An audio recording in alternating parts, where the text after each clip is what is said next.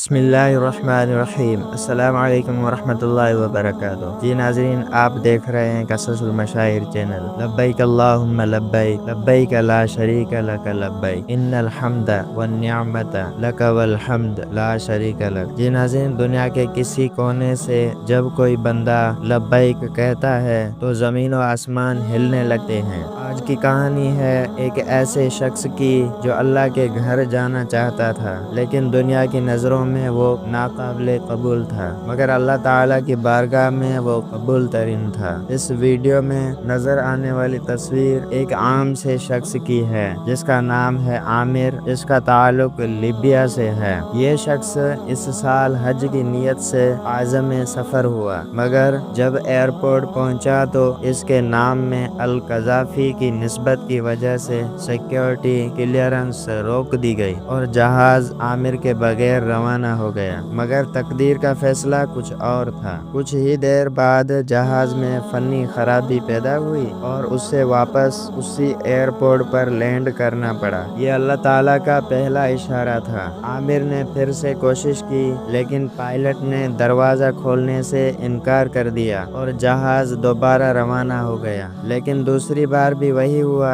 جہاز پھر سے فنی خرابی کا شکار ہوا اور واپس لینڈ کیا۔ عامر نے پھر درخواست کی، مگر پھر انکار ہوا۔ تیسری بار پھر وہی واقعہ، جہاز ایک بار پھر واپس لوٹا۔ اس بار پائلٹ نے اعلان کیا، جب تک عامر ہمارے ساتھ سوار نہیں ہوگا میں یہ جہاز نہیں اڑاؤں گا۔ پھر عامر کو سیکیورٹی کلیئرنس دے دی گئی اور وہ حجاج کرام کے ساتھ اللہ کے گھر کی طرف روانہ ہو گیا۔ جہاز نے خیر و عافیت سے سعودی عرب لینڈ کیا۔ یہ صرف ایک کہانی نہیں، یہ اللہ تعالیٰ کی مرضی، قدرت اور محبت کی مثال ہے۔ کچھ لوگ زمین پر گمنام ہوتے ہیں مگر عرش پر محبوب ہوتے ہیں۔ ہماری اصل پہچان زمین پر نہیں، اللہ تعالیٰ کے ہاں ہے۔ جی ناظرین، اگر یہ کہانی آپ کے دل کو لگی ہو تو اسے دوسروں کے دل تک ضرور پہنچائیں۔ ہمارے چینل قصص المشاہیر کو سبسکرائب کریں، ہماری ویڈیوز کو شیئر اور لائک کرنا نہ بھولیں۔ جزاکم اللہ خیرا۔ السلام علیکم ورحمۃ اللہ وبرکاتہ۔